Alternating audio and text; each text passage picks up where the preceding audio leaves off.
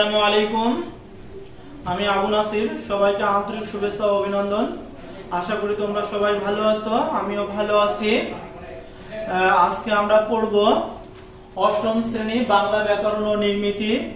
এই বাংলা ব্যাকরণের শব্দ ও পদ এই অধ্যায়টির একটি অংশের নাম ধাতু। এই অংশটিকে আমরা পড়ব ধাতু কাকে বলে, ক্রিয়ার মূল অংশকে ধাতু বলে।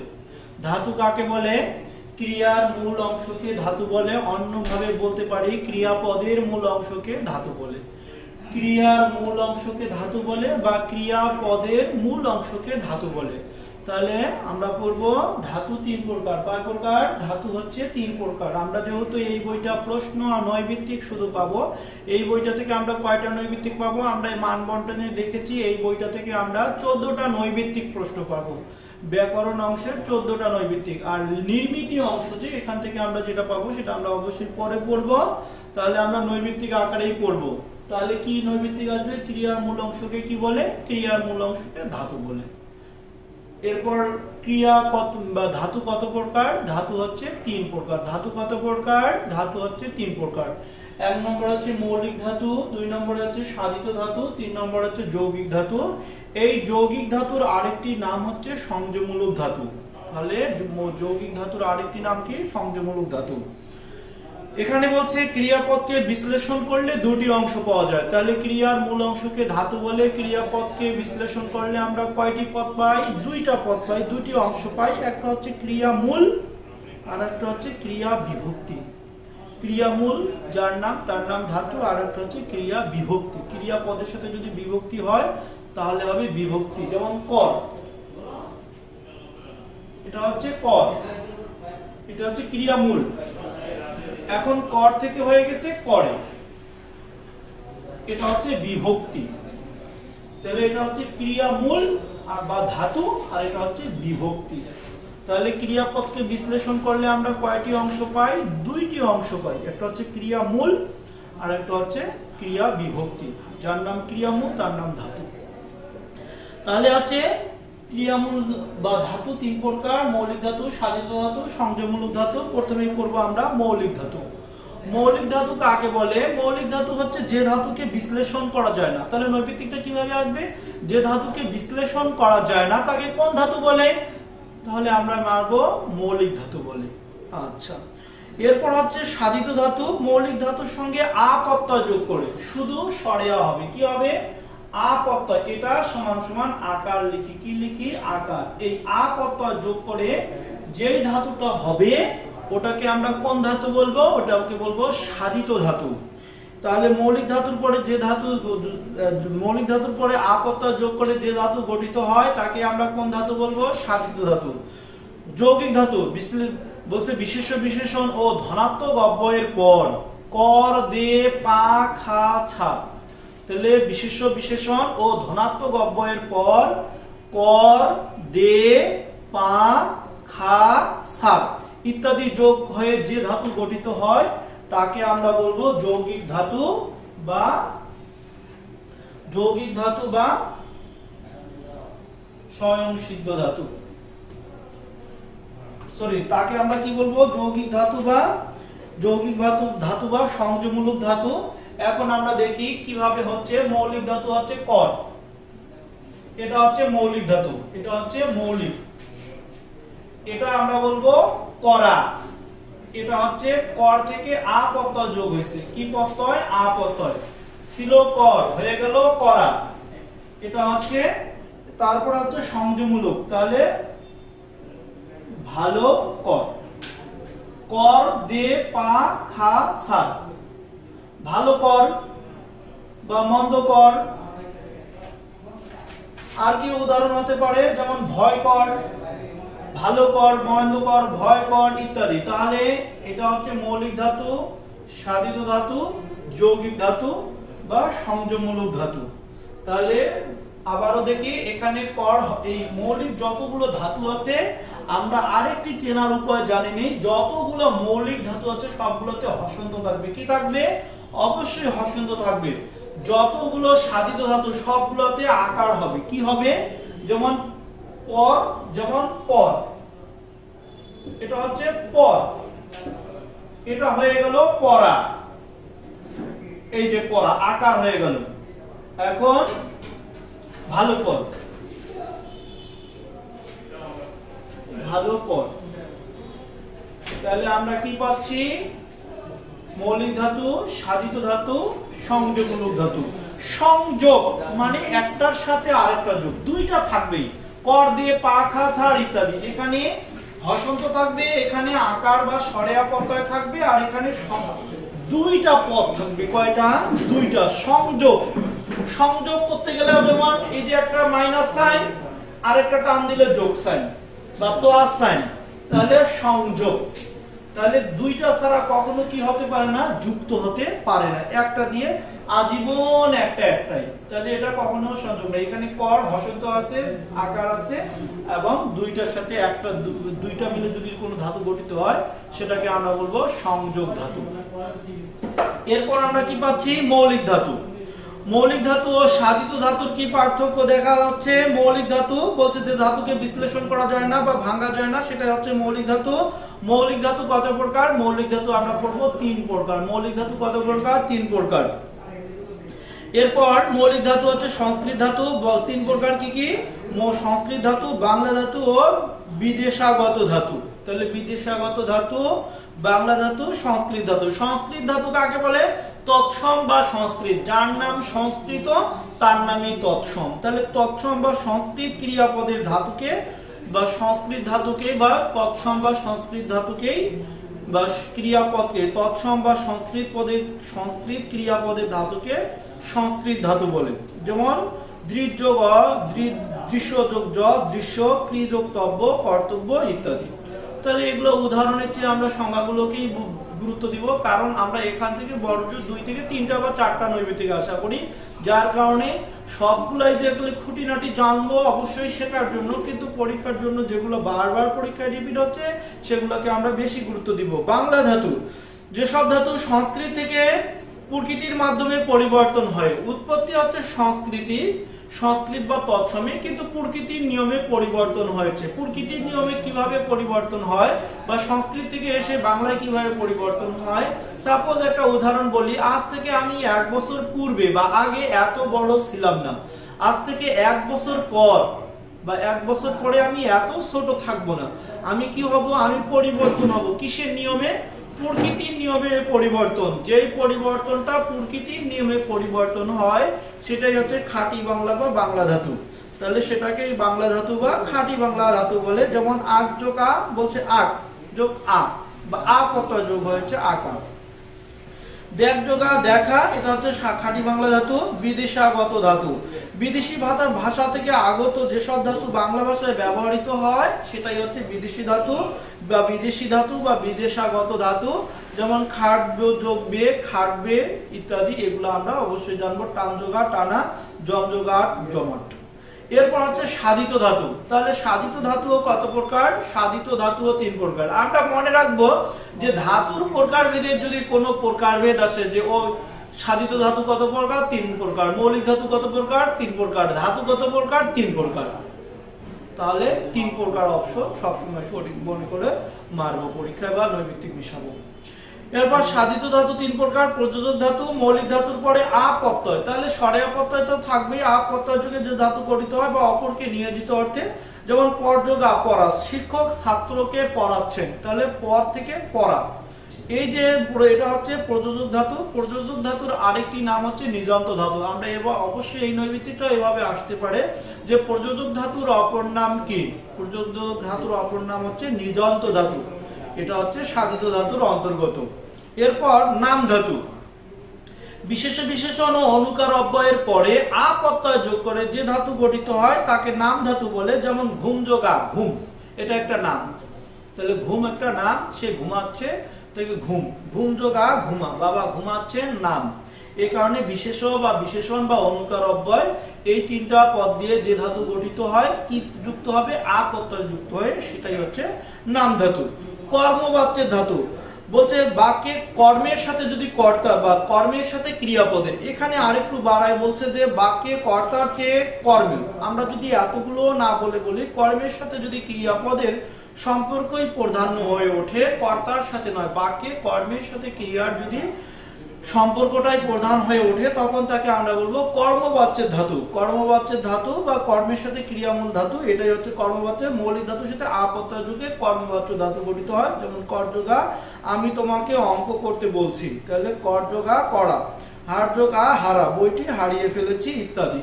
তাহলে আমরা ধাতু পড়েছি। ধাতু কাকে বলে? ক্রিয়ার মূল অংশকে ধাতু বলে। ক্রিয়াপদকে বিশ্লেষণ করলে আমরা দুটা পদ পাই, একটা ক্রিয়ামূল আর একটা ক্রিয়া বিভক্তি।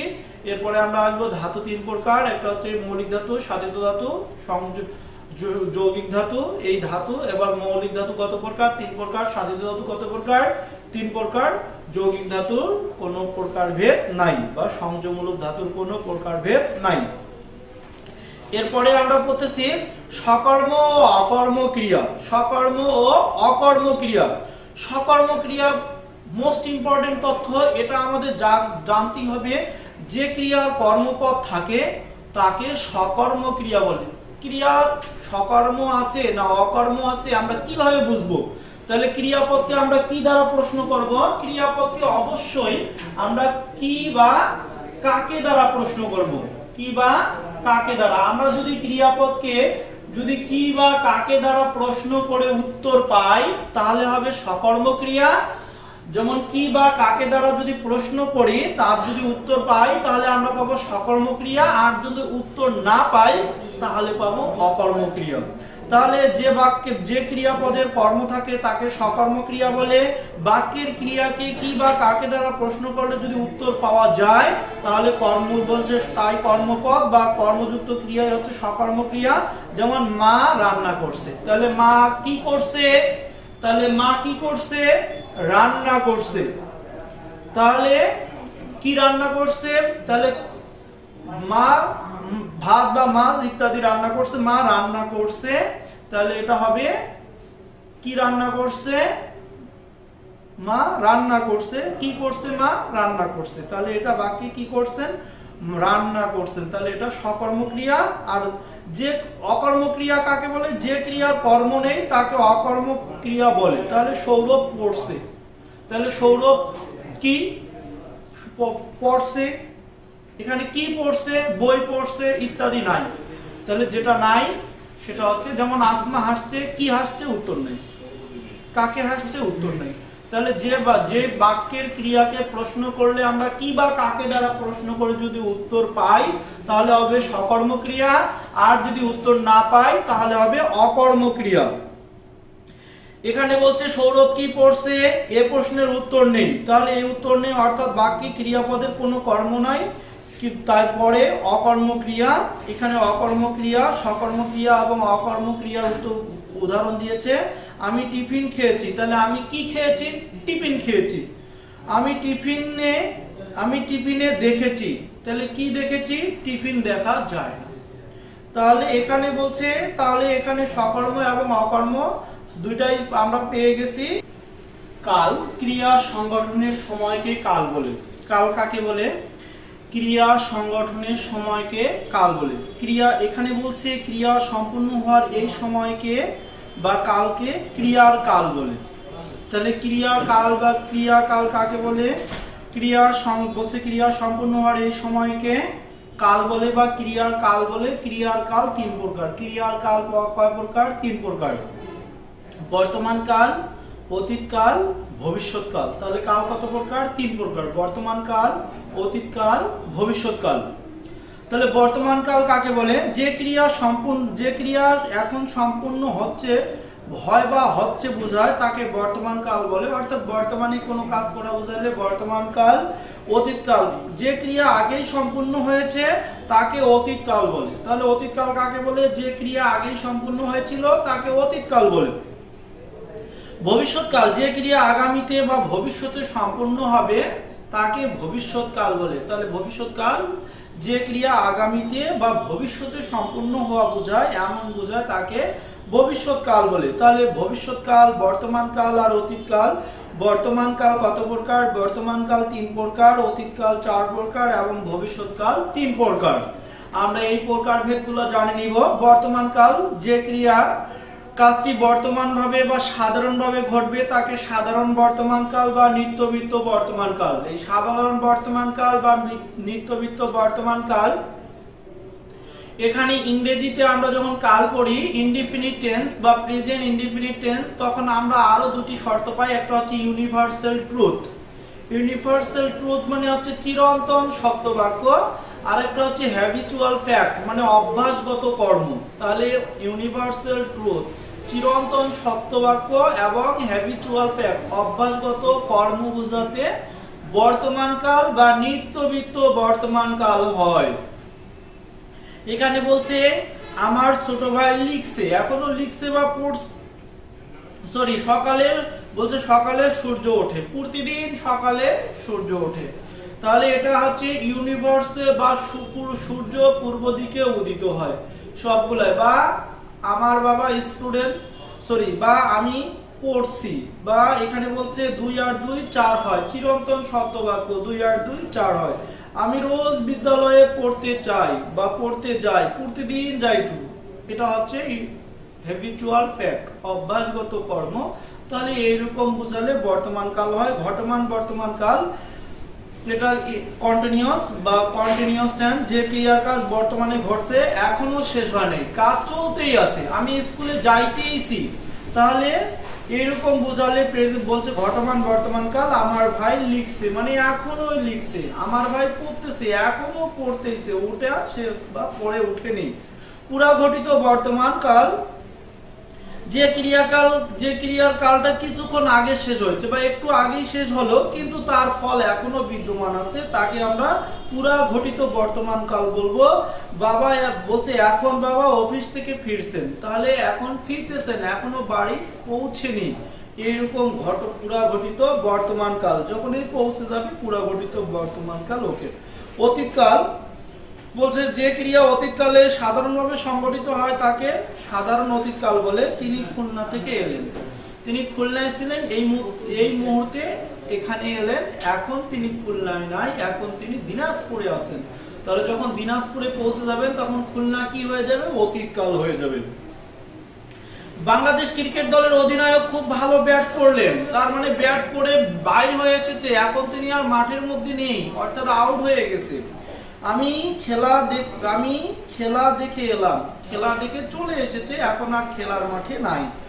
ঘটমান অতীতকাল, অতীতে কোনো কাজ চলছিল কিন্তু এখনো শেষ হয়নি, অর্থাৎ অতীতে কোনো কাজ চলতেই ছিল, তখনও কাজটি শেষ হয়নি, বোঝাতে ঘটমান অতীতকাল হয়।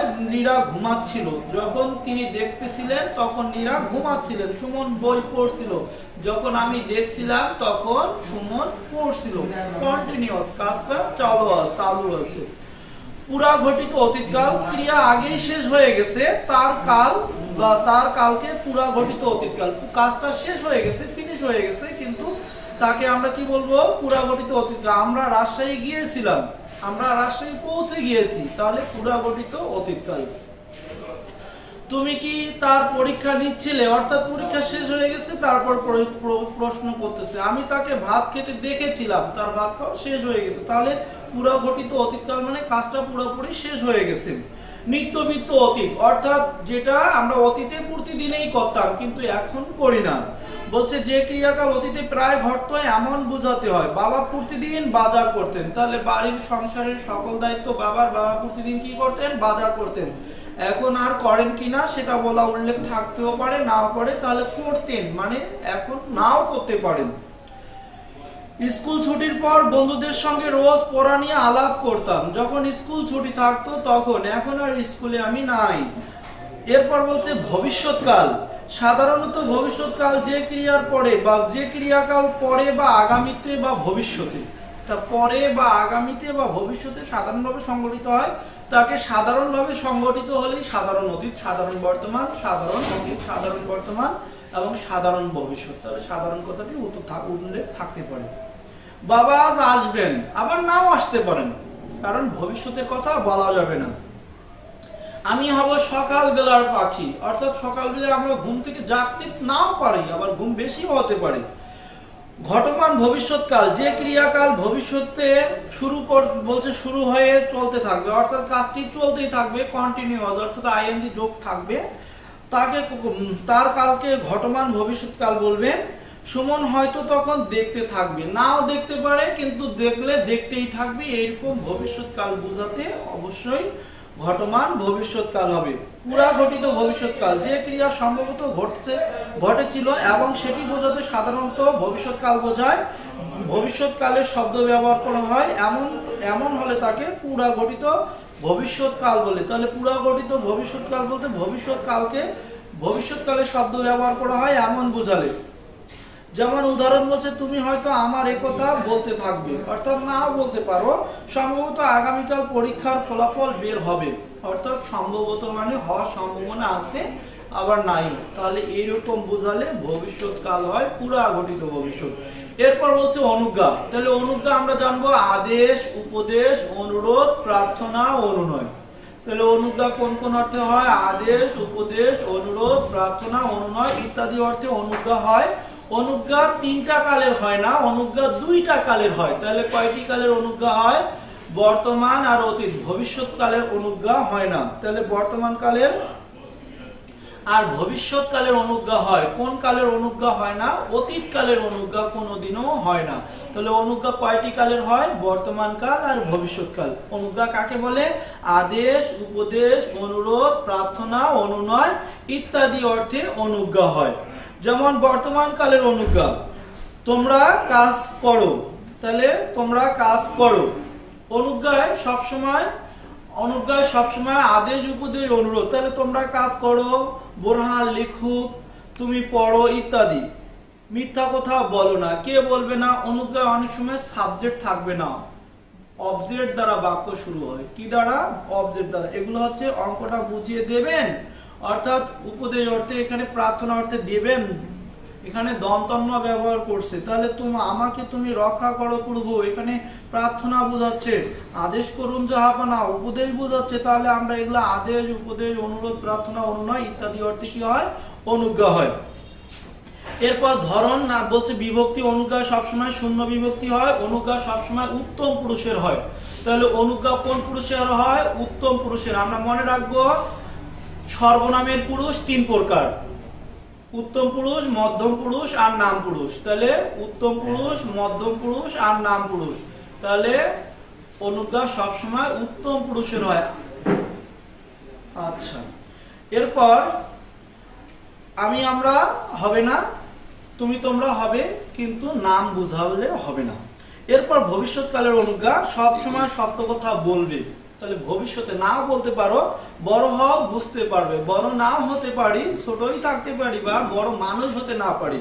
তাহলে অনুজ্ঞা বলছে ভবিষ্যৎকালের অনুজ্ঞা মধ্যম পুরুষ ও নাম পুরুষ বলছে, না মধ্যম ও নাম পুরুষের রূপে বলছে। তুই বলতো তোমরা, এগুলা বিভক্তি যুক্ত হয়। এই বিভক্তিগুলো আমরা জেনে নিব, তাহলে অবশ্যই আমাদের নিজেকে আরো পরীক্ষার জন্য তত সমৃদ্ধ হতে পারবো। বিভক্তি যোগ করার নিয়মগুলো এখানে আমরা যতটুকু পাচ্ছি তার চেয়েও আমরা 19 এর ক্লাসে আরো বেশি করে পাবো এবং সেখানে এর চেয়েও বিশদভাবে আলোচনা করা আছে। তাহলে আমরা আজকে এতটুকুই পড়লাম। তাহলে সবাই ভালো থাকি, ঘরে থাকি, সুস্থ থাকি, সবার উজ্জ্বল ভবিষ্যৎ কামনা করে বিদায় নিচ্ছি। আল্লাহ হাফেজ।